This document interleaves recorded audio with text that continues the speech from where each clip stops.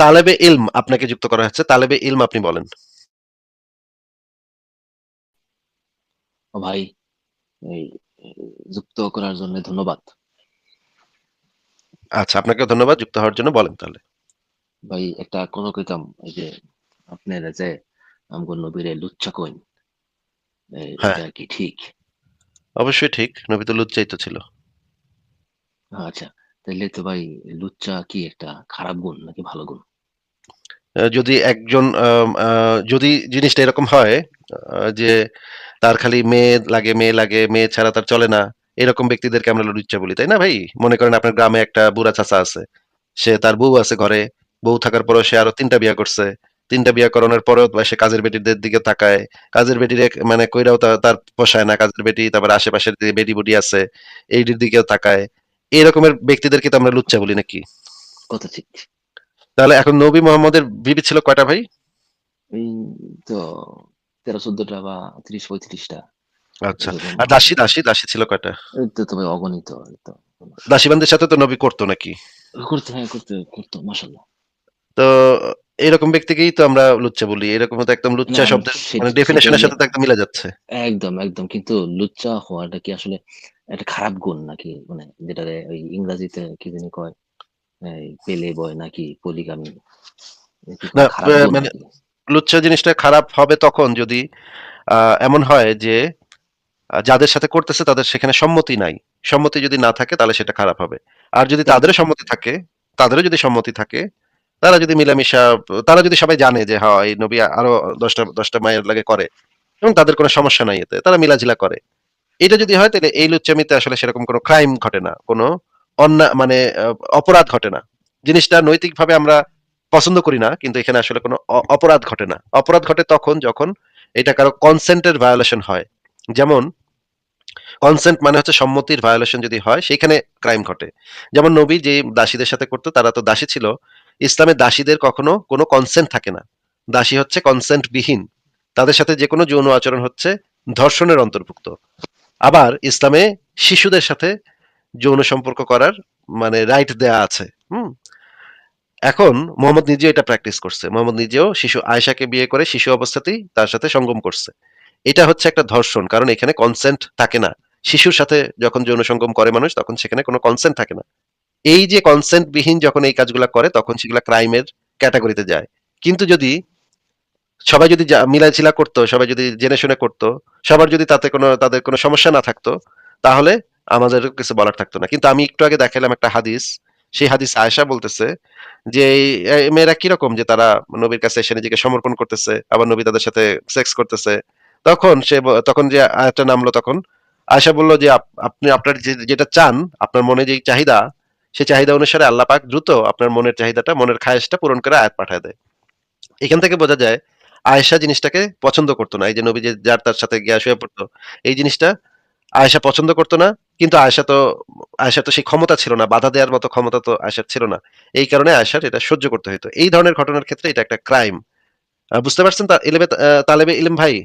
আমার এটা বুঝছি, কিন্তু এখানে এখানে আমার একটা কথা হইলো যে এই যে মেয়েরা এসে তারা সমর্পণ করতো, হ্যাঁ, আর নবী তাদের লগে করতো, এখানে তো কোনো ক্রাইম ক্রাইম নাই।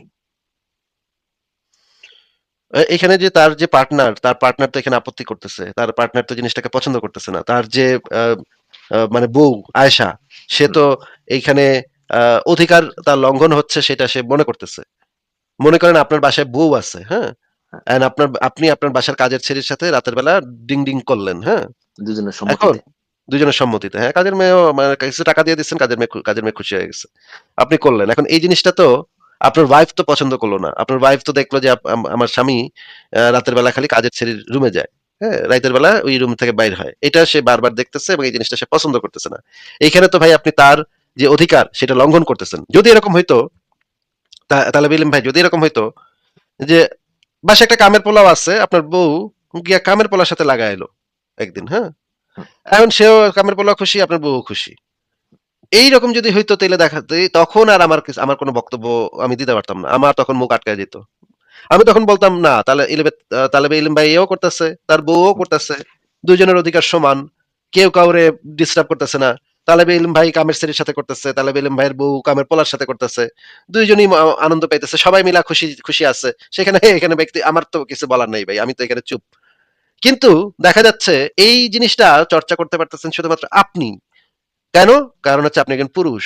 এই পুরুষত্বের কারণে আপনি একটা এক্সট্রা সুবিধা পাইতেছেন। আপনি কামের শরীরে ঠিকই লাগাইতেছেন কিন্তু আপনার বউ কিন্তু সেটা করতে পারতেছে না। আপনার বউ এই জিনিসটা পছন্দও করতে পারতেছে না যে আপনি কেন এই কাজটা করতেছেন। তাহলে তো এখানে ২ জনের যে অধিকার সেই অধিকারটা পার্থক্য তৈরি হলো। অধিকারের পার্থক্য তৈরি হলো। এই অধিকারের পার্থক্য তৈরি হইলে ২ জন নাগরিকের যদি অধিকার সমান না হয় তাহলে তো এটা একটা ম্যাসিভ প্রবলেম এবং এইখানে ক্রাইম ঘটে। তালেবে ইলম ভাই আমার কথা কি পয়েন্টটা কি আপনি বুঝতে পারছেন? হ্যাঁ, আপনার পয়েন্টটা বুঝতে পারছি। এটা আমার মনে হয় ক্রাইম না বললে অনৈতিক বললে অনেক আরেকটু বেশি সুন্দর হতো না? যে এটা আসলে একটা না, অনৈতিক এখানে কাজ। ক্রাইম ঘটে। তাহলে কনসেন্ট এর ভায়োলেশন মানে হচ্ছে ক্রাইম। যদি কনসেন্ট এর ভায়োলেশন হয় সেটা একটা ক্রাইম। আর যদি মনে করেন আপনি কনসেন্টটা কার? আয়েশা নাকি কাজের মেয়ের? বা আমার সেখানে বউয়ের তো নাকি কাজের মেয়ের? আয়েশার কনসেন্ট লাগবে তো। মোহাম্মদ আরেকটা মানে কামের স্ত্রীর সাথে দাসীর সাথে করবে এখানে তো আয়েশার কনসেন্ট লাগবে। যদি আয়েশাও যদি মানে একটা দাসের সাথে করত, মনে করেন আয়েশা গিয়া বেলালের সাথে করা শুরু করলো, এখানে তো নিশ্চয়ই মোহাম্মদ করতে দিত না, তাই না? মোহাম্মদ বাধা দিত।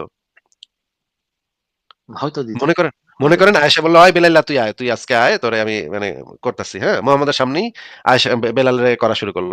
এন্ড বেলালরে করলে তো হচ্ছে আয়েশা যদি বেলালরে করত, তাইলে আমি সেখানে কিছু বলতে পারতাম না। তখন আর আমার মুখ থাকতো না কিছু বলার।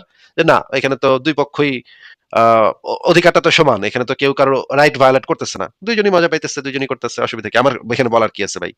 কিন্তু এখানে দেখা যাচ্ছে এই অধিকারটা, এই সুবিধাটা শুধুমাত্র মোহাম্মদ একা ভোগ করতে পারতেছে। একটা লিঙ্গের কারণে মোহাম্মদ একা এই অধিকারটা ভোগ করতে পারতেছে। এইখানে তো আমার প্রবলেম এবং এইটা হচ্ছে তার রাইট কে ভায়োলেশন, তার কনসেন্টের লঙ্ঘন এবং এটা একটা ক্রাইম। হ্যাঁ, আপনার যুক্তি বা ঠিক আছে। কিন্তু আ মানে আমি যেটা বলতে চাইছিলাম সেটা হলো যে লুচ্চামি যে শব্দটা যেখানে আমরা ব্যবহার করি, সেখানে তো এটাকে আসলে আহ, একজনের সে একজন অপরাধী বা ক্রিমিনাল এইভাবে আসলে বলা যায় না। আর কিন্তু মোহাম্মদের ক্ষেত্রে হ্যাঁ, যেটা ঠিক হয়েছে ঠিক বলেছেন। সেটা হইলো ঠিক বলেছেন। লুচ্চামি বলতে ডেফিনিটলি বলা যায় না সে যে অপরাধী। কিন্তু কিছু লুচ্চামি হতে পারে যে অপরাধী না, আবার কিছু লুচ্চামি হতে পারে অপরাধী। অনৈতিক অনৈতিক হইতে পারে সবসময়, কিন্তু কিন্তু লুচ্চামি জিনিসটাকে মোহাম্মদের ক্ষেত্রে আমরা সামাজিকভাবে একটা অনৈতিক কাজ হিসেবেই ধরে নিই। অনৈতিক অনৈতিক তো নিঃসন্দেহে, কিন্তু মোহাম্মদের ক্ষেত্রে সেটা লুচ্চামিটা তার সঙ্গে যায় না, তার সঙ্গে দর্শকটাই যায় আমার মনে হয়।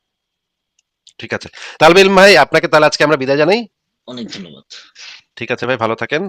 আপনার সাথে আবারও নিশ্চয়ই কথা হবে পরে। আচ্ছা, যারা ইতিমধ্যে কথা বলেছেন তারা দয়া করে চলে যান। ব্যাক স্টেজটা ভর্তি করে রাখছেন আপনারা। ক্ষুধাই। শ্রাবণী সাহা আপনাকে যুক্ত করা হয়েছে। বলেন আপনি। ও অসংখ্য ধন্যবাদ ভাই। আমি তো ভাবতেই পারিনি যে আপনি এড করবেন। অনেক ধন্যবাদ আপনাকেও যুক্ত হওয়ার জন্য। বলেন তাহলে। আশা করি ভালো আছেন। হ্যাঁ, হ্যাঁ, আমি ভালো আছি। বলেন। আমি আপনাদের ভিডিও বেশ আই মিন আপনাদের অডিও, আপনাদের ব্লগ অনেকদিন ধরেই দেখি। তো আমার একটা প্রশ্ন আছে এখানে।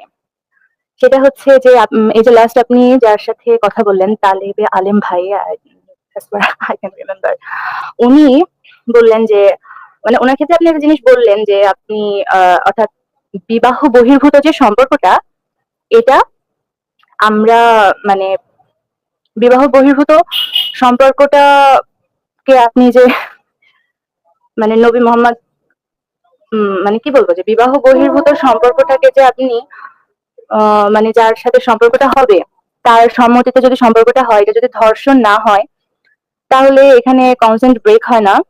তো সেক্ষেত্রে এটা অপরাধ হয় না। হ্যাঁ, তো অপরাধ। এখন আর এটা কি সত্যি অপরাধ হয় না ভাই? এটা কিভাবে অপরাধ হয় তাহলে আপনি বলেন? যদি কনসেন্ট এর ভায়োলেশন না হয় এবং সব পার্টি যদি জেনে বুঝে এই কাজটা করে। আমি তো আমেরিকাতে বিভিন্ন হুম, কাপল আমার পরিচিত আছে। আচ্ছা, আপনাকে একটু মিউট করি কারণ আপনার এখান থেকে ইকো হচ্ছে। আমি একটু জি, মিউট করে কথা বলছি। হ্যাঁ, আমি আমেরিকাতে অনেকগুলা কাপলের কথা জানি। তারা আ তাদের যে বৈবাহিক সম্পর্ক, সেই সম্পর্কটাকে তারা নাম দিয়েছে ওপেন রিলেশনশিপ। ওপেন রিলেশনশিপ এটা একটা নতুন কনসেপ্ট। নতুন কনসেপ্ট না, আসলে আগে থেকে ছিল। গ্রিসে বহুকাল আগে থেকেই ছিল এই ওপেন রিলেশনশিপ এর কনসেপ্টটা। পৃথিবীর প্রাচীন সভ্যতাগুলোতে এই ওপেন রিলেশনশিপ এর কনসেপ্টটা ছিল। কিন্তু এটা আবার নতুন করে আমেরিকাতে এবং ইউরোপের অনেকগুলা দেশে এই জিনিসটা আবার আসতেছে। সেই মানে রিলেশনশিপটা এরকম যে ২ জন ২ জনকে ভালোবাসে, ২ জন ২ জনকে একসাথে থাকবে, একসাথে বসবাস করবে। একজন আরেকজনের কেয়ার করবে, অসুস্থ হইলে একজন আরেকজনের পাশে থাকবে। এইদিকে সবকিছু ঠিক আছে। কিন্তু যৌন সম্পর্কের বেলায় যদি ছেলেটা চায় সে মাঝে, মাঝে গিয়ে আরেকটা মেয়ের সাথে করে আসতে পারবে। একইভাবে মেয়েটাও যদি চায় সে মাঝে, মাঝে গিয়ে শনিবার রাতে, রবিবার, শুক্রবার রাতে গিয়ে আরেকটা ছেলের সাথে থাইকা আসতে পারবে। এতে পার্টনার কোনো আপত্তি করবে না। কিন্তু আবার তারা আবার ফিরে আসবে, বাসাতেই ফিরে আসবে। বাসাতে ফিরে এসে তারা আবার একজন আরেকজনের সাথেই থাকবে সবসময়। কিন্তু মাঝে, মাঝে ওয়ান নাইট স্ট্যান্ড তারা কইরা আসবে, এদিক সেদিক ঘুরে আসবে, এটা সেটা কইরা আসবে, মজা-টজা করে আসবে। অন্য পার্টনার সেটাতে আপত্তি করবে না। এইটা তাদের সাথে ওপেন রিলেশনশিপ এর কনসেপ্টটা এরকম এবং তারা এইটাতে খুবই হ্যাপি লাইফ লিড করে। আমি অনেক কাপলকে চিনি যারা এটাতে খুবই হ্যাপি লাইফ লিড করে। ছেলেটাও বলতেছে আমি মাঝে, মাঝে বান্ধবীদের সাথে গিয়ে থাইকা আসি। আমার বউ এটাতে গ্যাঞ্জাম করে না। বউ একইভাবে আরেক তার ছেলে বন্ধুদের সাথে থাইকা আসে। তার স্বামী তাকে এখানে গ্যাঞ্জাম করে না। তারা একসাথে ভালো আছে। এখন তারা যদি ভালো থাকে, তাদের কারোর যদি রাইট এখানে ভায়োলেশন না হয়, তাহলে তো এখানে অন্যায় ঘটে না। শ্রাবণী সাহা আপু আপনি বলেন তাহলে আনমিউট করে। আনমিউট করে বলতে হবে শ্রাবণী, আপনার আনমিউট করে বলতে হবে। দেখেন মাইক্রোফোন বাটন আছে। হ্যাঁ, বলেন। আহ হ্যাঁ, হ্যাঁ, বলেন। আনমিউট করে বলেন, আবার আনমিউট করেন। শোনা যাচ্ছে না। আমরা তো আনমিউট করে আসলে আমার মিউটই করে না। এখন শোনা যাচ্ছে, বলেন। ওকে, ধন্যবাদ। বলছিলাম যে আপনার কথাকে টেনে নিয়েই বলি। আমি কিছুদিন আগে একটা ভিডিও দেখেছি, একটা অ্যানিমেশন নবী করিম সাল্লাল্লাহু আলাইহি সাল্লামকে নিয়ে। সেখানে ওনার জয়নবকে উনি উলঙ্গ অবস্থায় দেখে ফেলেন ঘরের মধ্যে, এবং তখন জয়নব ওনাকে জিজ্ঞেস করেন যে আমাদের তো আসলে বিয়ে হয়নি, আমি তো মোহর আদায় করিনি আপনার কাছ থেকে। তো তখন নবী করিম সাল্লাল্লাহু আলাইহি ওয়াসাল্লাম বলেন যে আমাদের বিয়েটা আমাদের বিয়ে হয়েছে, আমাদের বিয়ের সাক্ষী হচ্ছে জিবরিল আলাইহিস সালাম। তো এভাবে তারা আর কি সম্পর্কে লিপ্ত হয়।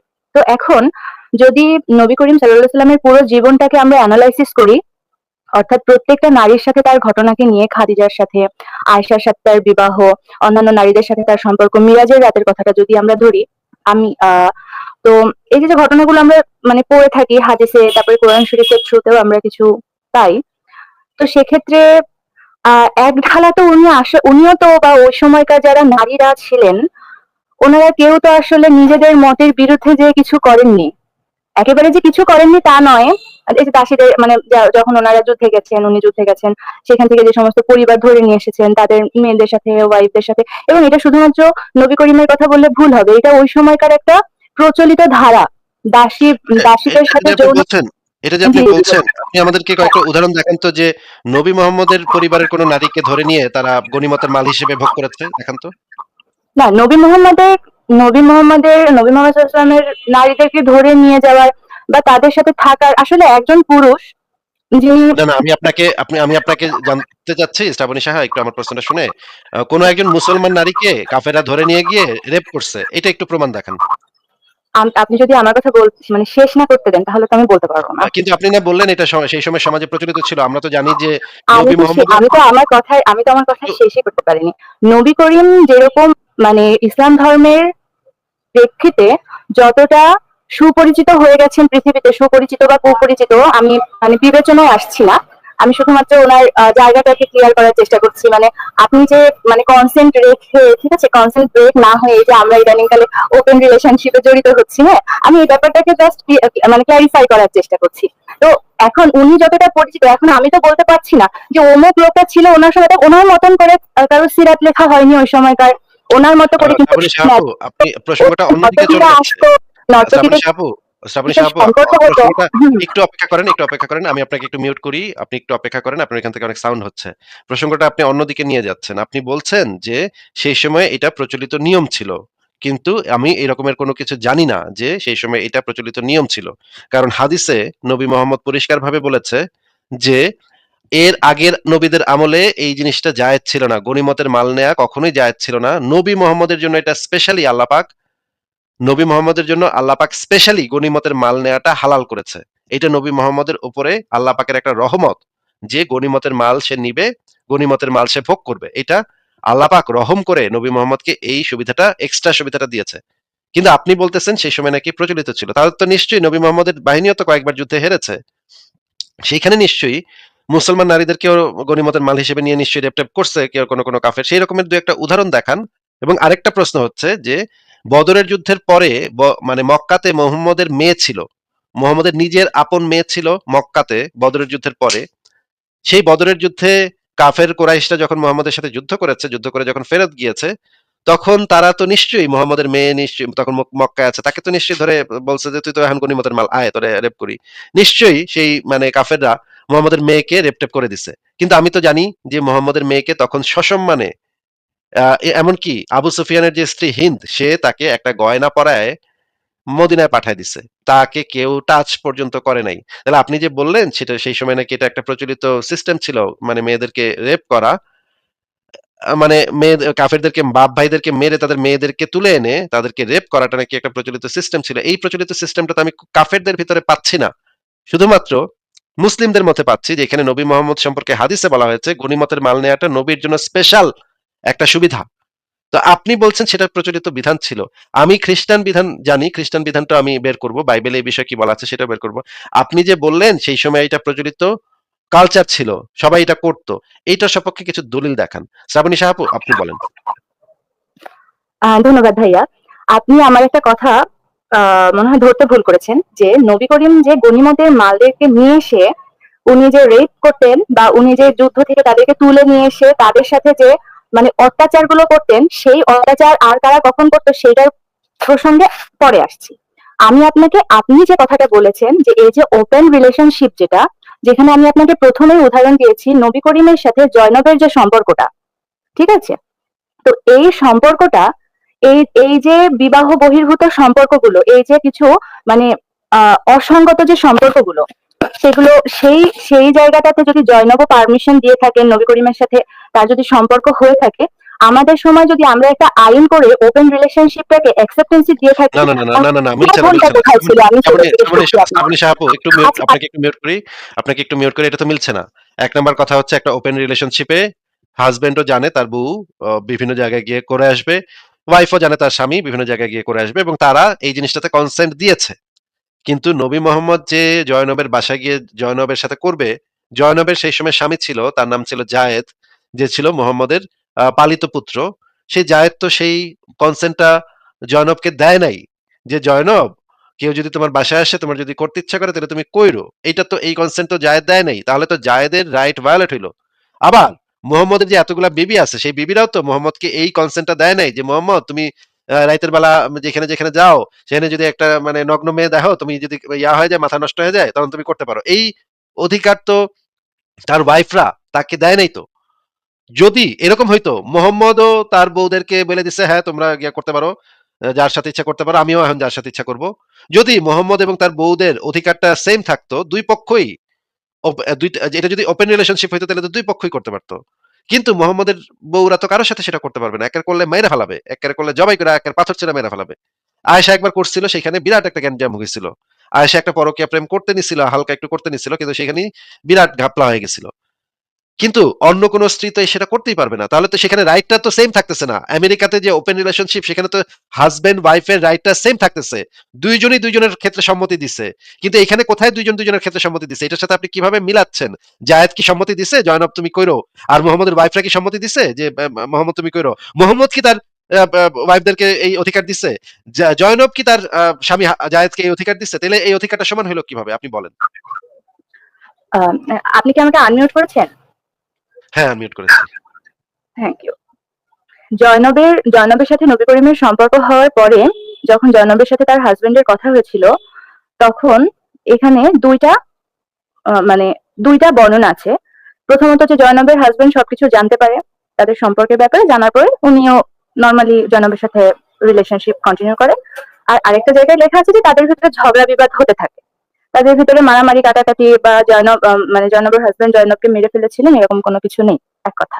আর দ্বিতীয় কথা হচ্ছে যে একজন মানুষ যিনি অলরেডি অনেকগুলো বিয়ে করে ফেলেছে, সে তো তার কোনো স্ত্রীর আহ মানে পারমিশনের ধার তো সে আগেই ধারেনি। সুতরাং তার আর বাদ বাকি যে স্ত্রীরা ছিল, তারাও যে মানে উনি যে অন্য কোনো রিলেশনশিপে নেই, এই ব্যাপার এটা তো মানে এটা তো ভাবার কোনো কারণ নেই। তো আমার আমি কথা, বুঝতে পারছি না, আপনার কথা বুঝতে পারছি না। আমি আপনাকে কি প্রশ্ন করেছিলাম সেটা কি আপনি বলবেন একটু প্রশ্নটা? আপনি আমাকে জিজ্ঞেস করছেন যে নবী করিম তার ওয়াইফদেরকে সেম পারমিশন দিয়েছিল কিনা। একটা হ্যাঁ, ওপেন নবী করিম রিলেশনশিপ তার এর ওয়াইফ তো আপনি আচ্ছা আপনাকে একটু মিউট করি। ওপেন রিলেশনশিপে তো আমরা জানি যে ওপেন রিলেশনশিপে একটা হাসব্যান্ডেরও যেই রাইট থাকে, একটা ওয়াইফেরও সেই রাইট থাকে। হাসব্যান্ডও চাইলে করতে পারে, ওয়াইফও চাইলে করতে পারে। মানে রাইটটা ইকুয়াল থাকতেছে। লিঙ্গের ভিত্তিতে রাইট ওঠানামা করতেছে না, পার্থক্য হচ্ছে না। লিঙ্গ আমার একটা পুরুষাঙ্গ আছে এইজন্য আমি বেশি অধিকার ভোগ করব। এই সমস্যাটা এখানে নাই। একটা ছেলেও যেই কাজ করতেছে, মেয়েটাও সেই কাজ করতেছে। এইটাকে ওপেন রিলেশনশিপ বলে।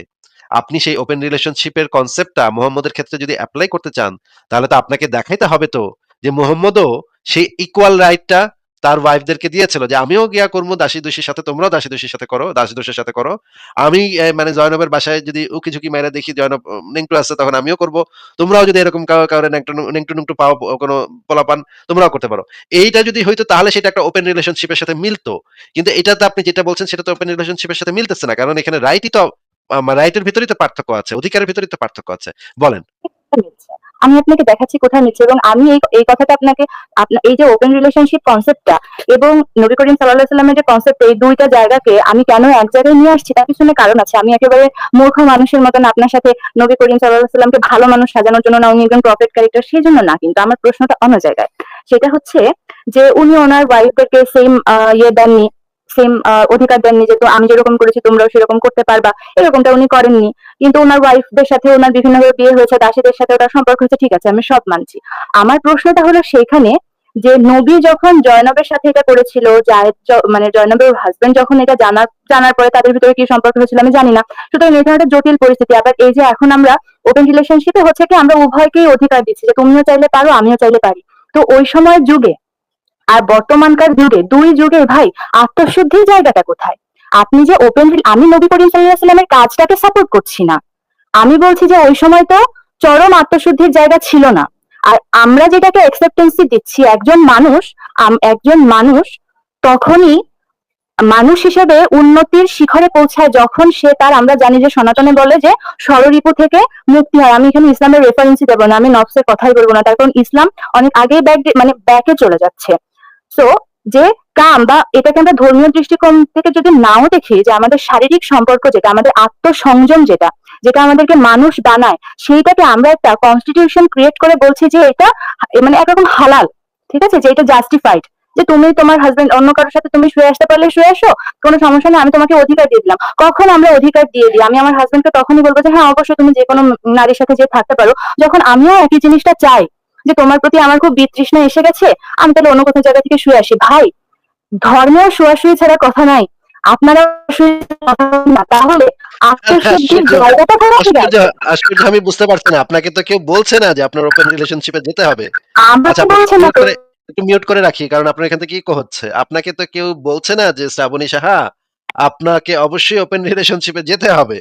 আমরা তো বলছি কেউ যদি ওপেন রিলেশনশিপে যায় এবং ছেলে এবং মেয়ে দুইজনই যদি এই জিনিসটা চায়, দুইজনেরই এই জিনিসটা পছন্দ, তাহলে তারা সেই রিলেশনশিপে যেতে পারে। সেখানে তো কারো অধিকার ভায়োলেট হচ্ছে না।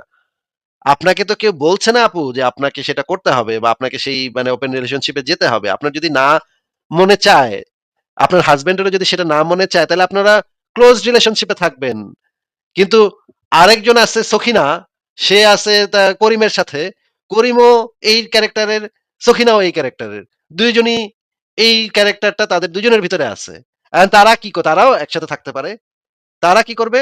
তারা তারা যদি এখন সখিনার এই টাইপের একটু অভ্যাস আছে যে অন্য ছেলেদের সাথে তার একটু এরকম করার মানে প্রবণতা আছে। আবার করিম যে হচ্ছে তার হাসব্যান্ড, তারও এই ধরনের প্রবণতা আছে। এখন তারা যদি আপনার মতো একটা মেয়ের সাথে বিয়ে হয়, এই করিমের যদি আপনার মতো একটা মেয়ের সাথে বিয়ে হয়, তখন তো আপনার সাথে একটা প্রতারণা হয়ে যাবে। সে দেখা যাবে, করিম দেখা যাবে লুকায় ছাপায়, কারণ ওর এই অভ্যাসটা আছে। সে আপনাকে ঘরে রেখে তার একটু এদিক সেদিক যাওয়ার অভ্যাসটা তো সে চেঞ্জ করতে পারবে না। সে যেটা করবে, আপনাকে লুকায় লুকায় পরকীয়া প্রেম করবে, বাসার ভাবির সাথে, অমুকের সাথে, তমুকের সাথে এগুলা করতে থাকবে। এই ধরনের সমস্যা যেন না হয়, আপনি যেন আপনার মতো একজন মানুষকে পান, এই জন্য সেই করিম সখিনাকে খুঁজে নিবে যে আরেকজন তারই মতো, যার এই রকমের স্বভাব আছে, আরেক জায়গায় গিয়ে সে করতে চায়, তার এই প্রবণতাটা আছে। তাহলে সখিনা এবং করিম যদি একসাথে থাকে, দুইজনই জানে যে তাদের হাজবেন্ড বা তাদের ওয়াইফ এই কাজটা করে, তাদের এই প্রবণতাটা আছে, তাহলে তারা তাদের মতো থাকুক। সেখানে তো আপনার কোনো ক্ষতি তো হচ্ছে না। তারা যদি বিভিন্ন জায়গায় গিয়ে ঘুরে টুরে আসে, করে টুরে আসে, তাতে তো কারো কোনো ক্ষতি হচ্ছে না। আপনি তো সেফ থাকতেছেন। আপনার হাসব্যান্ডটা সেরকম না বা আমার ওয়াইফটা সেরকম না, তাহলে তো আমরা তো সেফ থাকতেছি যে সেই মেয়েকে আমি বিয়ে করি নাই, আমার বিয়ে করতে হয় নাই, করিম তাকে বিয়ে করছে, করিমেরও এই একই স্বভাব, সখিনারও একই স্বভাব, সেই সখিনা করিম এখন দুইজন তাদের একই একই টাইপের স্বভাব নিয়ে, তারা একই টাইপের মানুষ, তারা এখন সুখে শান্তিতে বসবাস করতেছে। এখানে আপনার কোথায় সমস্যা, এখানে আত্মশুদ্ধির কি সমস্যা, কিছু তো আমি বুঝতে পারছি না। এখানে আত্মশুদ্ধি কিভাবে আটকে আছে সেটা একটু আমাদেরকে বোঝান। অসংখ্য ধন্যবাদ ভাই আপনাকে। আপনি যে আমাকে এই প্রশ্নটা করেছেন যে এখানে আত্মশুদ্ধি কি আছে বোঝান, এটার জন্য আপনাকে অসংখ্য ধন্যবাদ। প্রথম কথা হচ্ছে কি যে মানুষ মানুষকে আমি তো জীবই মনে করি, আশরাফুল মাখলুকাত আসলে আমি বেসিক্যালি মনে করি না। মানুষ অন্যান্য কোনো কুকুর বিড়াল সবকিছুর মতনই মানুষের সাথে তাদের মানে তারা অন্যান্য গুণে মহিমান্বিত, মানুষ হচ্ছে বুদ্ধিমত্তার দিক থেকে মহিমান্বিত, আমি এটুকুই মনে করি মানুষকে। তো আমার প্রশ্ন হচ্ছে কি যে যখন একটা মানুষ সম্পর্কে জড়ায়, অর্থাৎ সে যেহেতু আমরা একটা সমাজে বাস করি, আপনি আমেরিকার উদাহরণ দিচ্ছেন, আপনার আমি অনেকের সাথে কথা বলে দেখেছি, তারা যখন, যেমন আপনি ইসলামকে, বাংলাদেশে যারা ইসলামিক এক্সট্রিমিস্ট, আপনি তাদের বিরুদ্ধে কথা বলছেন। এখন ইসলামের একটা সমস্যা হচ্ছে কি যে ইসলাম মানুষকে কনভার্টেড করতে চায়, যে আমি এটা করছি তুমি এটা করো, তুমি না করলে আমি তোমাকে মারবো, এরকম একটা বিষয়, একটা এক্সট্রিম জায়গা ইসলামের আছে। সেই কারণে আমরা ইসলামের বিরুদ্ধে কথা বলি যে তুমি যদি তোমার ধর্ম পালন করতে চাও তাহলে করো, অসুবিধা নাই, কিন্তু আমাকে বিরক্ত করো না এই বিষয়টাতে। তো যখন একটা মানুষ মানে দুইটা মানুষ, একটা কাপল যখন একটা সম্পর্ক তৈরি করে বা বিয়ে হয়, সামাজিক বন্ধনে যখন আবদ্ধ হয়, এখন আমেরিকার মতন মনে করেন বিয়ে হয়নি বা তাদের ওখানে ডাইভোর্স অ্যাভেলেবেল, তারা তাদের মতন অনেকে বাচ্চা নিচ্ছে না, সেই প্রেক্ষিতে আমি এখানে আনতে চাই না, তার কারণ বিষয়টা আমার দেশের, আমি আমার দেশের প্রেক্ষিতে কথা বলতে চাই আপনার সাথে। তো এখানে আমরা যখন সামাজিক রীতিনীতিতে বিয়ে করি, বিয়ে করার পরে আমাদের সন্তান সন্ততি হয়, এবং আমাদের দেশ সন্তান, আমাদের যে জন্মদান করা যে সন্তানগুলো, তাদেরকে কিন্তু রাষ্ট্রীয় সম্পদ বলে মনে করে না। আমাদের সন্তান শুধুমাত্র আমাদেরই সন্তান। আপনি আপনার ওয়াইফকে নিয়ে আপনার পার্সোনাল লাইফে ভালো আছেন, আমি আমার হাজবেন্ডকে নিয়ে আমার পার্সোনাল লাইফে ভালো আছি, আমার হাজবেন্ড ভালো মানুষ, আপনার ওয়াইফ ভালো মানুষ বলে তারা আমাদের সাথে প্রতারণা করছে না বলে, অন্য আমার পাশের বাড়িতে যেই ছেলে মেয়ের বিয়ে হয়েছে তার ভিতরে ওয়াইফ বা হাজবেন্ড যে কোনো একজন মানসিক অশান্তির ভিতরে আছে, তার কারণ হয় তাকে তার হাজবেন্ডকে পারমিশন দিতে হবে বা ওয়াইফকে পারমিশন দিতে হবে একটা এক্সট্রা ম্যারিটাল রিলেশনশিপের জন্য, অথবা তাদের ভিতরে একটা দাম্পত্য কলহ হবে। আপনি যত সহজে আমেরিকান সমাজের একটা উদাহরণ তুলে সামনে বলছেন, আপু, যখন এরকম হচ্ছে আপনার বাংলাদেশে পয়েন্ট একজন আমি, মানুষের শ্রাবণী পক্ষে আপু, কি এটা আপনার মেনে নেওয়া পয়েন্ট আমি সহজ? কিছুই বুঝতে পারছি না। আপনাকে একটু মিউট করে কথা বলি। আপনার কথা তো কিছু আমি বুঝতে পারতেছি না। আপনি অনেক কিছু বলতেছেন, কিন্তু আমি যেটা জিজ্ঞেস করেছি সেটার উত্তরটা ছাড়া আপনি অনেক কথা বলতেছেন। হ্যাঁ, এখন অনেক দীর্ঘ ইতিহাস, এই যে বাংলাদেশ কি, বাংলাদেশে পাকিস্তানে আমেরিকাতে কি হচ্ছে না না হচ্ছে, এত দীর্ঘ ইতিহাস না বলে আপনি আমাদেরকে বলেন যে একটা ছেলে এবং একটা মেয়ে পরস্পর একসাথে থাকতেছে, বিয়ে শাদী করছে, তাদের দুইজনেরই অন্য ছেলে মেয়েদের সাথে করতে ইচ্ছা করে। এইটা কি তারা অন্য কারো কোনো ক্ষতি করতেছে না, অন্য কারো কোনো সমস্যা তৈরি করতেছে না। একজন আরেকজনকে বলেও দিচ্ছে যে আমার এই ক্যারেক্টার আছে। তারা কোনো প্রতারণা, একজন আরেকজনের সাথে কোনো প্রতারণাও করে নাই। লুকায়, লুকায় পরকীয়াও তারা করে নাই। তারা একজন আরেকজনকে অনেস্টলি বলে দিছে যে আমার এই স্বভাব আছে, আমার একটু, হ্যাঁ, আমি তোমাকে ভালোবাসি কিন্তু তোমার সাথে আমি থাকতেও চাই, কিন্তু আমার মাঝে, মাঝে অন্য জায়গায় গিয়ে ইয়া করতে আমার ইচ্ছা করে। এখন ওয়াইফও বলতেছে হ্যাঁ, আমারও সেই ইচ্ছাটা করে। ঠিক আছে, আসো আমরা তাহলে একসাথে থাকি। এবং তারা একসাথে থাকা শুরু করলো। একসাথে থাকার পরে তারা বিভিন্ন জায়গায় গিয়ে অন্য মানে শনিবার, শুক্রবার এইভাবে ঘুরে টুরে তারা অন্য জায়গায় গিয়েও আনন্দ ফুর্তি করে আসলো, আবার তারা একসাথেও থাকতেছে। এইখানে সমস্যাটা কোথায়? কার অধিকারটা ভায়োলেট হচ্ছে? কে এখানে ভিকটিম বা কে এখানে ক্ষতিগ্রস্ত হচ্ছে? আপনি শুধু আমাদেরকে সেইটা বলেন, কে ক্ষতিগ্রস্ত হচ্ছে বলেন আগে। এইখানে তো সমাজ ক্ষতিগ্রস্ত হচ্ছে, হচ্ছে না বলতে পারছেন? উফ! উফ! উফ! ঠিক আছে শ্রাবণী আপু, আমার আর কথা বলার কোনো মানে ইয়া নেই। সমাজ কিভাবে ক্ষতিগ্রস্ত ২ জন মানে কয়েকজন মানুষ সেক্স করতেছে, তাহলে তো সমাজ কিভাবে ক্ষতিগ্রস্ত হচ্ছে? সমাজ তো তাহলে সমাজকে বলেন, সমাজকে একটা মামলা করতে সেই ব্যক্তিদের বিরুদ্ধে। আমেরিকান সমাজকে বলেন, আমেরিকান সমাজ যেন একটা মামলা করে। আমার আসলে আর কিছু বলার নাই। আপনাকে আমি একটা খুব স্পেসিফিক প্রশ্ন করেছিলাম। আপনি ওই কোন ব্যক্তির মানে সমাজ তো কোনো আসলে সমাজের তো কোনো অধিকার নাই। সমাজ তো কোনো নাগরিক না। কোন সমাজ তো গিয়ে আদালতে মামলা করতে পারে না। হ্যাঁ? আপনার অধিকারটা হচ্ছে, অধিকার জিনিসটা হচ্ছে রাষ্ট্র আপনাকে যেই কাজগুলা আ করার ক্ষেত্রে বাধা প্রদান করবে না, সেই কাজগুলা হচ্ছে আপনার অধিকার।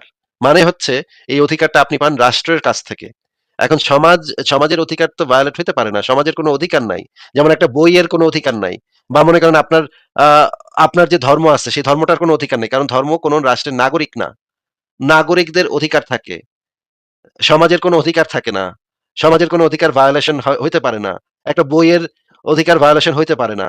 একটা চেয়ারের অধিকার ভায়োলেট হইতে পারে না। একটা চিন্তা, একটা ধারণা, সেই ধারণার কোনো অধিকার নাই। সমাজের কোন মানুষের অধিকার লঙ্ঘন হচ্ছে সেটা আপনি বলতে পারলেন না। আপনি বললেন সমাজ। কিন্তু সমাজের কোনো অধিকারই নাই। সমাজের কোনো রাইটই নাই। রাইট আছে শুধুমাত্র নাগরিকের। একটা সমাজে, একটা রাষ্ট্রে শুধুমাত্র নাগরিকের সেই অধিকারটা আছে। আপনাকে আমি জিজ্ঞেস করেছিলাম যে কোন মানুষটার অধিকারটা ভায়োলেট হচ্ছে। আপনি সেটা বলতে পারেননি, আপনি বললেন সমাজের। সমাজের কিছু হচ্ছে না এখানে। সমাজটা হচ্ছে মানুষের সমষ্টি। আমরা সমাজকে যেভাবে তৈরি করি সমাজটা সেভাবেই চলে। আমাদের সমাজে কিছুদিন আগেও সতীদাহ প্রথা ছিল। বর্ণবাদ এখন পর্যন্ত সমাজে আছে। এখন এই সমাজে এটা আছে এই কারণে এটাকে সরানো যাবে না। এইটাকে সমালোচনা করা যাবে না বা এটাকে উৎখাত করা যাবে না এমন তো কোনো কথা নাই। এরকমের অনেক কুপ্রথা বহু সমাজে আছে এবং ছিল যেগুলো আমরা বাতিল করে দিয়েছি। সমাজের তো কোনো রাইট নাই। সমাজ বলবে আমাকে আমার সমাজে সতীদাহ প্রথা হয়। আমার সতীদাহ এটা বন্ধ করা যাবে না। আমার রাইট ভায়োলেট হচ্ছে। সতীদাহ প্রথা বন্ধ করে তোমরা আমার অধিকার লঙ্ঘন করছে। সমাজ তো এটা বলতে পারবে না। কারণ আমরা মিলে সমাজ। আমার যদি আরেকজনের অধিকার সম্পর্কে আমি সচেতন থাকি, তাহলে আমার অধিকারটা সেখানে ফুলফিল হবে। আমি আমার মতো থাকবো, সে তার মতো থাকবে। সে কে কার সাথে কি করতেছে সেটা তো আপনার জানারও দরকার নাই। করিম আর সখিনা ২ জন ওপেন রিলেশনশিপ এ গেছে সেটা তো আপনার ইনফেক্ট জানারও দরকার নেই। কে কার সাথে কি করতেছে সেটা নিয়ে বাঙালি মানুষের ভিতরে সবচাইতে বেশি কুরকুর করে। মানে ইউরোপে আসার পরে ওরা আরেকজন ভাবি কি করছে, ওই মুখে ভাই কি করছে এগুলো নিয়ে সারাক্ষণ প্যাচর করে। মানে কুটনামি অমুকের নামে তমুকে এটা করছে, মানে প্রেম করছে, তমুক পরকিয়া করছে, তমুক এই জামা পড়ছে, তমুক সেই জামা পড়ছে। এইগুলা নিয়ে সারাক্ষণ এই বাঙালিরা আরেকজনের বিষয় নিয়ে তারা পইড়া থাকে। ২৪ ঘন্টা তাদের আলাপের বিষয়বস্তু হইতেছে আরেকজনে কি করছে। ভাইরে তোমার তো কেউ কোনো ক্ষতি করতেছে না। আরেকজন যদি প্রেম করে, আরেকজন যদি লাফাঙ্গামি করে, ডিস্কো বাড়ি গিয়ে ন্যাংটা হয়ে নাচে তাতে তোমার সমস্যা কোথায়? তার বডি সে ন্যাংটা হয়ে নাচতেছে। তোমার প্রবলেমটা কোথায়? তুমি কেন সারাক্ষণ এটা নিয়ে পইড়া আছো? নিজের চরকায় তেল দেন আপু, নিজের চরকায় তেল দিতে হবে। অন্যের জীবনে মানে নাক গলানো যাবে না। তারা সুখে আছে, তারা ওপেন রিলেশনশিপে সুখে আছে। আপনি বলতেছেন সমাজ ক্ষতিগ্রস্ত হচ্ছে। না এদেরকে আমরা করতে দিব না। এদেরকে আমরা ওপেন রিলেশনশিপে থাকতে দিব না। এদেরকে আমরা জুতা দিয়ে বাইরাবো। ওই তুই কেন করলি? তুই কেন এদিক গেলি? এই মেয়ে তুমি কেন গেলা? এই ছেলে তোমরা যেতে পারবে না। আপনি তাদেরকে ডিক্টেট করবেন। আপনি তাদেরকে গিয়ে ঘাড় ধইরা আপনি তাদেরকে বলবেন তো ওর সাথেই তোর করণ লাগবো। তো ভালো লাগুক কি না লাগুক তোর ওর সাথেই করণ লাগবে। আর কারোর সাথে করণ লাগবে না। করণ যাইব না। আপনি সেখানে বলার কে? আপনি তো সেখানে বলার কেউ না। যদি সেখানে কোনো ক্রাইম ঘটে সেখানে আপনি বলতে পারবেন। যদি কনসেন্টের ভায়োলেশন ঘটে, কোনো একটা কনসেন্ট না নিয়ে যদি কেউ কিছু করে, অধিকার যদি লঙ্ঘন হয়, তখন আপনি বলার মতো আপনার সেই সুযোগ আছে। কিন্তু সেইটা ছাড়া কারো অধিকার ভায়োলেট হচ্ছে না, কারো কনসেন্টের ভায়োলেট হচ্ছে না। আপনি কোথাকার কে যে আপনি তাদের ভিতরে নাক গলায় বলবেন যে সমাজ ক্ষতিগ্রস্ত হচ্ছে। এটা তোমাদেরকে আমি করতে দিব না। এটা আপনি কিভাবে বলবেন? কোন অধিকারে বলবেন? হ্যাঁ, আপনাকে আনমিউট করছি বলেন এবার। অসংখ্য ধন্যবাদ ভাইয়া আপনার উত্তরের জন্য। আমার তো খুবই পছন্দ হয়েছে। এখন আপনার কাছে আমার আরেকটা প্রশ্ন জানার আছে। তো এই যে মনে করেন আমরা ওপেন রিলেশনশিপে গেলাম, ওপেন রিলেশনশিপে যাওয়ার পরে আপনি দয়া করে আমার কথাগুলো, আপনি কি আমার কথা শুনতে পাচ্ছেন? হ্যাঁ, শুনতে পাচ্ছি কিন্তু আপনাকে তো কেউ বলে নাই ওপেন রিলেশনশিপ। আপনি যদি সেটা পছন্দ না করেন তাহলে আপনাকে তো কেউ বলে নাই যে আপনার ওপেন রিলেশনশিপ এ যেতে হবে। যদি আপনারও সেই টেনডেন্সি থাকে এবং আপনি যদি এমন একটা ছেলেকে খুব ভালোবাসেন, তাকে আপনার খুব পছন্দ কিন্তু ওই ছেলেটারও এরকম একটু অভ্যাস আছে। এরকম যদি আপনাদের ২ জনেরই যদি এইটা একটা সমস্যা যদি থাকে অন্যদিকে ঘোরাঘুরি, তখন আপনারা এই সিদ্ধান্তটা নিতে পারেন যে আমরা একসাথেই থাকবো কিন্তু আমরা মাঝে মাঝে গিয়ে এদিক সেদিক করে আসবো। এইটা আপনারা করতে পারেন। কিন্তু আপনাকে যে সেটা করতে হবে আপনি না চাইলেও আপনাকে ওপেন রিলেশনশিপ এ যাইতে হবে এটা তো কেউ বলে নাই আপু। বলেছে? আনমিউট করে বলেন। আনমিউট করে বলেন। আনমিউট করে কথা বলেন। আমার কথা কি শুনতে পাচ্ছেন? আমি আসলে আনমিউটের অপশনটাই পাচ্ছি না আমার এখানে। আপনি একটু আনমিউট করেন আমাকে। এখন আমি তো সবসময় করতে পারব না। হ্যাঁ, এখন শোনা যাচ্ছে বলেন। ওকে। আসলে আমার এখানে আনমিউটের অপশনটা আমি দেখতে পাচ্ছি না এইজন্য। ঠিক আছে। আপনি যেটা বলেছেন যে আপনি আমাকে কেউ জোর করছে না ডেফিনিটলি, এবং আপনার উত্তরও যথাযথ যুক্তিসঙ্গত। এখন আমার আরেকটা প্রশ্ন আছে। সেটা হচ্ছে যে যখন কেউ ওপেন রিলেশনশিপে যাচ্ছে বাংলাদেশের পার্সপেক্টিভে, তখন ওপেন রিলেশনশিপে যাওয়ার পরে এই যে আমাদের বাংলাদেশের একটা গোষ্ঠী আছে যারা মানে শিক্ষিত যে কি বলবো মানে মানে শিক্ষার যে সীমা সেই সীমার নিচে একেবারে বাস করে। এই যে মানুষগুলো, তারা শুধু এটা আমি শুধুমাত্র আপনার লোয়ার মানে একদম যারা বস্তিতে যে সমস্ত সোসাইটি আছে তাদের কথা বলছি না, আপার সোসাইটিতেও যে সমস্ত অশিক্ষিত মানুষরা বাস করে তাদের কথা বলছি। এই যে তারা সম্পর্কে জড়ায়, তারপরে তাদের যে বেবি গুলা হয়, তারপরে ধরেন একটা মেয়ে প্রেগনেন্ট হয়ে গেল, সেই মেয়েটা প্রেগনেন্ট হওয়ার পরে বাসায় এসে বলছে যে আম্মা বাবা আমি তো আসলে প্রেগনেন্ট, তো আমার এই বাচ্চার কি হবে? তো এই বাচ্চার কি হওয়া উচিত ভাইয়া আমাদের দেশে? এই বাচ্চার লায়াবিলিটিসটা কার হওয়া উচিত? এরকমের যদি ঘটনা ঘটে তাহলে হচ্ছে আচ্ছা, আপনাকে একটু মিউট করে কথা বলি। ওকে। আ কারণ আপনার এখান থেকে অনেক শব্দ হচ্ছে। এই ধরনের ঘটনা ইউরোপ, আমেরিকাতেও ঘটে। কিন্তু যে দেখতে হবে যে এই বাচ্চাটাকে আ অ্যাবর্শন করা যায় কিনা, ওই রকমের স্কোপ আছে কিনা। আ অনেক ক্ষেত্রে দেখা যায় যে একটা বাচ্চা মেয়ে কম বয়সে এই কাজটা করে ফেলছে। ভুল করে ফেলছে। এখন এই ভুলের কারণে তো তাকে আমরা মারধর করতে পারি না বা শাস্তি দিতে পারি না। সে একটা ছোট বাচ্চা মানুষ ভুল করে ফেলছে। বা এরকম যদি বড় মানুষও হয়, তখন যদি এই ধরনের ভুল মানুষ করতে পারে, একটা ভুল মানুষের হয়ে যেতে পারে, তখন আমাদের দেখতে হবে অ্যাবর্শনের কতটুকু সম্ভাবনা আছে এবং এটা ওই মেয়েটার ক্ষেত্রে কতটা প্রভাব ফেলবে। যদি এইরকম হয় যে অনেক সময় পার হয়ে গেছে, তখন তার অ্যাবর্শন করার আসলে স্কোপ খুবই কম থাকে এবং রিস্কি হয়ে যায় বিষয়টা। তখন আমরা সেটাতে আর যাই না। যদি ইনিশিয়ালি এটা ধরা পড়ে, আচ্ছা উনি চলে গেছেন। ইনিশিয়ালি যদি এটা ধরা পড়ে তখন আমরা সেই জিনিসটাকে আ ঠিক করতে পারি। এখন তারপরে যদি দেখা যায় যে বাচ্চাটা হয়েই গেছে, এখন বাচ্চাটাকে যেটা করতে হবে যে আ যেই সমস্ত বাংলাদেশেই অনেক পিতামাতা আছে, অনেক মানে পিতামাতা না, মানে অনেক স্বামী-স্ত্রী আছে। আ শ্রাবণী সাহা আপনাকে আবারও যুক্ত করেছি। ও আপনি কি এখন শুনতে সরি। পাচ্ছেন? জি, আমি শুনতে পাচ্ছি। আমি আসলে মানে ভুল করে মনে হয় কেটে ফেলছিলাম। ওকে ভাইয়া আচ্ছা। বলেন। আপনাকে একটু মিউট করেছেন আপনি। Thank you. আমি যেটা বলছিলাম যে বাংলাদেশে এরকমের অনেক অনেক স্বামী-স্ত্রী আছে যাদের কোন বাচ্চা-কাচ্চা হয় না। যাদের কোনো বাচ্চা-কাচ্চা হওয়ার কোনো সম্ভাবনাও নাই। তাদের এই জিনিসটা তাদের আ ক্ষমতাটাই নাই। হ্যাঁ? অনেক মা আছে এই ধরনের কেস বাংলাদেশে এখন অসংখ্য কেস। মানুষ বাচ্চা হওয়ানোর জন্য বিভিন্ন ডাক্তারের কাছে বছরের পর বছর ধরে ঘোরাঘুরি করতেছে। কি করা যায়? বিদেশে যাচ্ছে বাচ্চা হওয়ানোর জন্য। কিন্তু তারা একটা বাচ্চা নিতে পারতেছে না। এই রকমের পরিস্থিতি যদি হয় তখন রাষ্ট্রের সেখানে সেই ব্যবস্থাটা করা উচিত যেন যে মাটা একটা বাচ্চাকে জন্ম দিচ্ছে, সেই বাচ্চাটার জন্য যেন একটা সুন্দর ভবিষ্যৎ হয়, এই রকমের একটা সংস্থা থাকা উচিত। যে সংস্থাটা এরকমের যারা বাচ্চাকে চাচ্ছে কিন্তু বাচ্চা হতে পারছে না, তাদেরকে সেই বাচ্চাটা দিয়ে দিবে এবং একই সাথে যার বাচ্চা সেও যেন এই বাচ্চাটাকে মাঝে গিয়ে দেখে আসতে পারে, মাঝে গিয়ে আদর করে আসতে পারে। এই ব্যবস্থাটাও যেন তার থাকে। এরকমের একটা ব্যবস্থা রাষ্ট্রের পক্ষ থেকে করে দিলে তখন দেখা যাবে যে সেই বাচ্চাটাও একটা ভালো পরিবার পাচ্ছে এবং যে মা, সেই মাটাও তার সন্তানকে দেখতে পাচ্ছে। এই রকমের সিস্টেম ইউরোপ আমেরিকাতে আছে। ইউরোপে তো অবশ্যই আছে যে আপনি যদি এমন মানুষ হন যে আপনার বাচ্চাটাকে আপনি লালন পালন করতে পারবেন না, তাহলে আপনি এখানে একটা সংস্থা আছে তাদের সাথে যোগাযোগ করলে তারা সেই বাচ্চাটার জন্য সবচাইতে ভালো যেটা হয়, সবচাইতে ভালো যে পদ্ধতিটা, তার ভবিষ্যতের জন্য সবচাইতে ভালো যে সিস্টেমটা, সেই সিস্টেমটা এপ্লাই করে সেই বাচ্চাটাকে সেখানে দিয়ে আসবে। এটা তো আরো ভালো সিস্টেম। আমার তো মনে হয় এটা আরো ভালো সিস্টেম যে আচ্ছা আমাদের সাথে ইকবাল ভাই যুক্ত হয়েছেন। ইকবাল ভাই আপনি কি এই বিষয়ে কিছু বলবেন? হ্যাঁ, জাস্ট ৫ সেকেন্ড পরে ভাই, হ্যাঁ? আপনার কথা আচ্ছা, বলুন। আচ্ছা। ঠিক আছে। শ্রাবণী আপু আপনি বলেন তো যে আমার মানে প্রস্তাবনাটা আপনার কাছে কেমন মনে হচ্ছে? উম আবারও মিউট হয়ে গেছে। আপনার আনমিউট হয় নাই। আপনি আবারও হ্যাঁ, হ্যাঁ, এবার ঠিক হ্যাঁ। আছে। বলেন, বলেন। জি ভাইয়া, আপনার প্রস্তাবনা আমার কাছে খুবই ভালো লেগেছে। আমিও চাই যে ইকবাল ভাই একটু মিউট করলে ভালো হয়। হ্যাঁ, বলেন। ধন্যবাদ। তো আমি চাচ্ছি যে অর্থাৎ বাংলাদেশের প্রত্যেকটা বাংলাদেশের কোনো বাচ্চা শুধুমাত্র তার মা-বাবার না হোক, রাষ্ট্রের হোক। অর্থাৎ যে সমস্ত বাচ্চারা ডাস্টবিনে ফেলা থাকে, সেই সব বাচ্চাদের যেন মানে পরিচয় থাকে। তারা যেন জারজ বলে প্রমাণিত না হয়। এটা আমার দাবি ১। আর যা হোক আপনি পুরো ব্যাপারটাকে ইলাবোরেট করেছেন। আপনাকে ধন্যবাদ। আমার আপনার কাছে আরেকটা লাস্ট কোয়েশ্চেন যেটা আমি যারা শুধুমাত্র ইসলাম থেকে না, বিভিন্ন ধর্ম থেকে যারা কনভার্টেড না, যারা একেবারে ধর্ম থেকে বিচ্যুত হয়ে গেছেন এবং আমি রিসেন্ট একটা কোয়েশ্চেন দেখেছিলাম একজনের, ওনার প্রশ্নটা এরকম যে আমি তো আসলে অমুক ধর্ম থেকে বিচ্যুত হয়েছি, এখন আমার খুব খারাপ লাগছে, আমি খুব কষ্ট পাচ্ছি, আসলে আমি আমার কথাগুলো কোথায় বলবো, বা আমি তো আসলে একটা আধ্যাত্মিক মানে আধ্যাত্মিকভাবে আমি অনাথ হয়ে গেছি। এখন এই যে মানুষগুলো যারা একটা সময় আল্লাহ তাআলাকে বা যারা ভগবানকে ডাকতেন, তারা হঠাৎ করে নাস্তিকতার জায়গাতে চলে এসেছেন। তারা মনে করেন যে সৃষ্টিকর্তা বলতে কেউ নেই, এই বিষয়টাই সত্য। তাদের বিবেচনায় সেটা, আমি আমাদের বলছি না। তো এই মানুষগুলোর এক সেকেন্ড, আপনার পরামর্শ কি? আচ্ছা শ্রাবণী আপু আপনি তাহলে নিজেকে মিউট করেন। হ্যাঁ, থ্যাংক ইউ। ইকবাল ভাই আপনি বোধহয় কিছু বলছিলেন।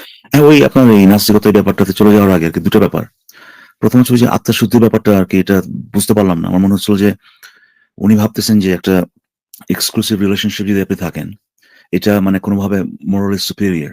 আপনি আপনি আপনার পার্টনারের সাথে শুধুমাত্র এক্সক্লুসিভলি আছেন। এটা একটা এই জিনিসটা সাথে উনি আত্মশুদ্ধির একটা ব্যাপার কানেক্ট করলেন।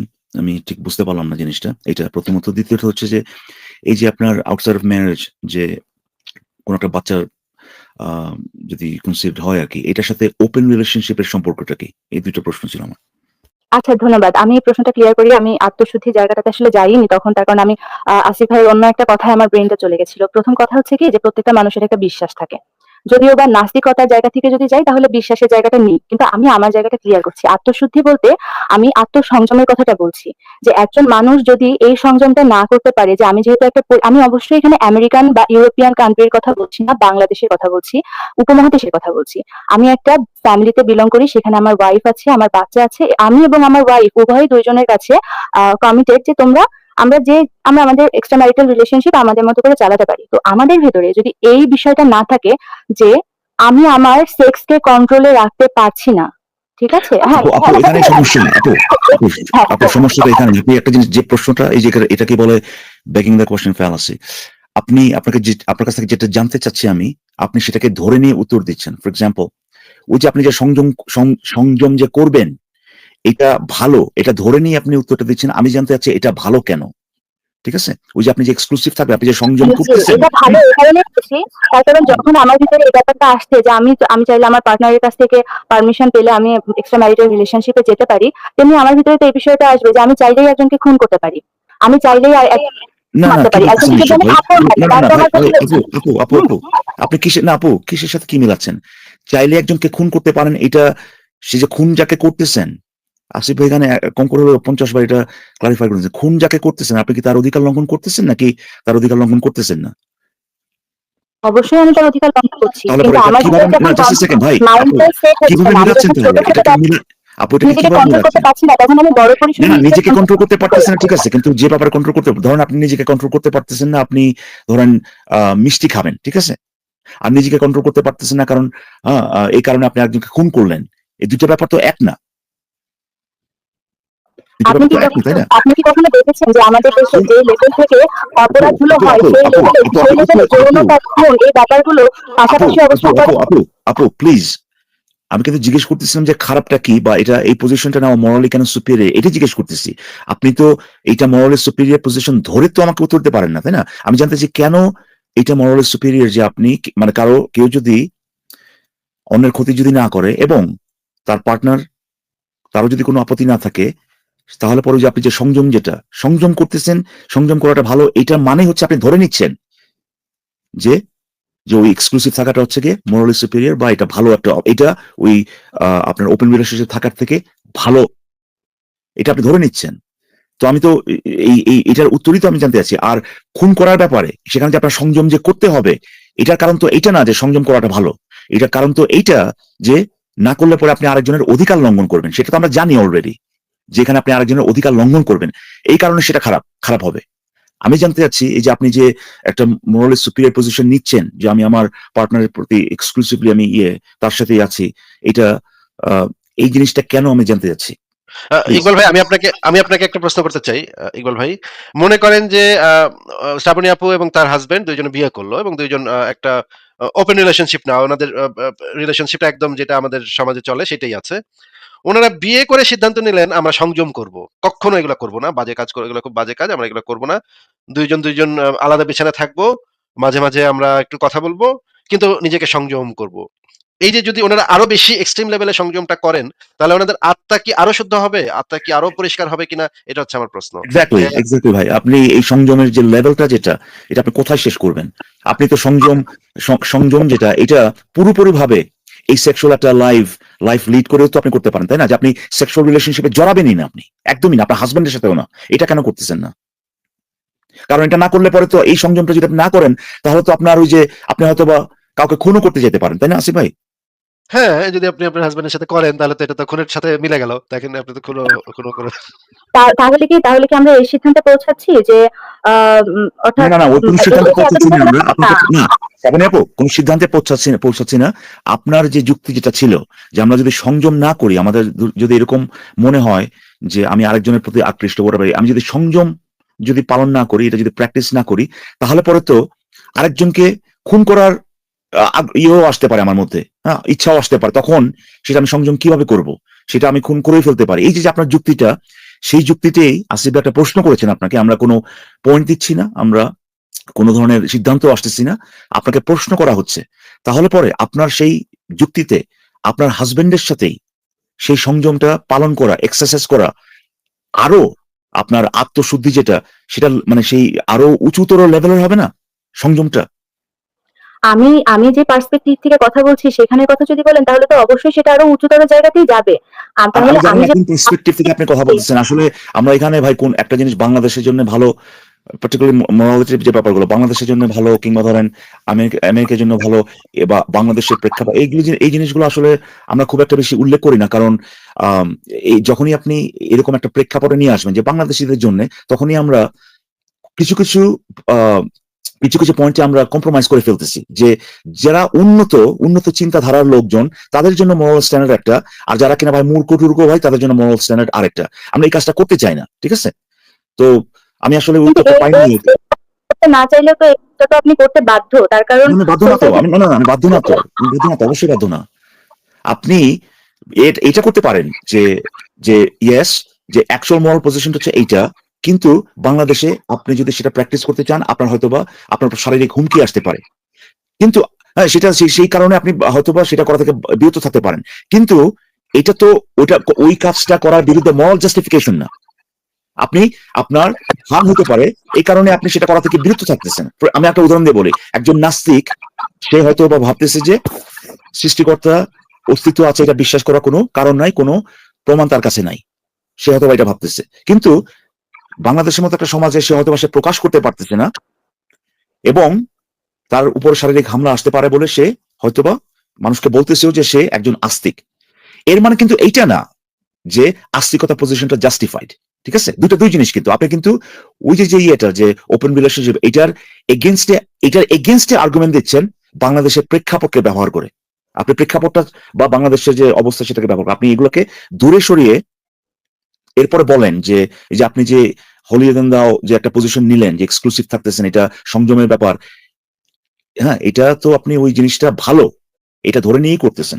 আমি আর আসলে আগাতে চাচ্ছি না এই ব্যাপারে, কারণ আমার মনে হয় না যে এটার সাথে কোনো রিলেশনশিপ অ্যাকচুয়ালি আসে। আসে ভাই আপনাকে যেটা বলতেছে সেটা হচ্ছে যে যে এই যে আপনি যখনই বলবেন, যে আপনি যখনই এটার বিপক্ষে একটা আর্গুমেন্ট দিচ্ছেন, দেখেন আপনি কিন্তু ওই পজিশন থেকে দিচ্ছেন যে এটা আপনার কাছে ভালো লাগে না, হ্যাঁ, কিন্তু এটা কিন্তু আরেকজন করবে কি করবে না, আরেকজন তারা যদি হ্যাপি থাকে, হ্যাঁ, দুজন প্রাপ্তবয়স্ক মানুষ তারা যদি হ্যাপি থাকে, তারা কেন করবে না, এটার পক্ষে একটা যুক্তি হতে পারে না, ঠিক আছে? তারা কেন করবে না সেটা, তারা যদি হ্যাপি থাকে।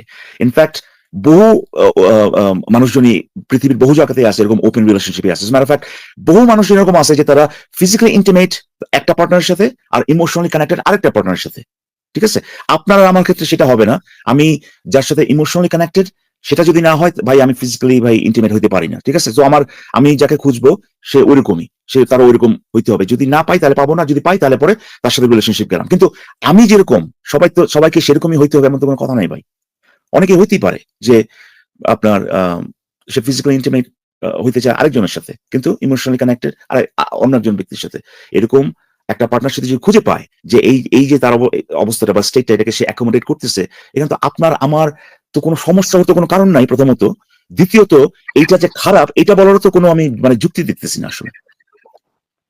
হ্যাঁ, এটা ঠিক যে কেউ একজন যদি এমন একটা রিলেশনশিপে থাকে যেখানে একটা পার্টনার চাচ্ছে না যে আরেকটা পার্টনার এই কাজটা করুক, কিন্তু সে অলমোস্ট মানে বাধ্য হয়ে বলতে চাচ্ছে ঠিক আছে করো হোয়াটএভার, হ্যাঁ, যেটা কিনা ইসলামে হয়, 4 বিয়ের এই যে মাল্টিপল যে ইয়েগুলো আর কি, যে বউ রাখি, সেসব ক্ষেত্রে হয় যে বেশিরভাগ ক্ষেত্রে দেখা যায় যে ওয়াইফ চাচ্ছে না যে তার হাজবেন্ড আরেকটা বিবাহ করুক, কিন্তু সামাজিক বিভিন্ন চাপে সে করছে। কিন্তু সেইটা আলাদা ব্যাপার। আমি বলছি যে জেনুইনলি যদি কেউ ওপেন রিলেশনশিপে পার্টিসিপেট করে, কারণ তার সেই ইচ্ছাটা আছে, সেখানে আপনি আমি মানে সেটার সাথে আত্মশুদ্ধি বা সেটা না করার সাথে আত্মশুদ্ধি বা কি এগুলো যেগুলো বলতেছেন, এগুলো কোনো সম্পর্ক নাই আসলে।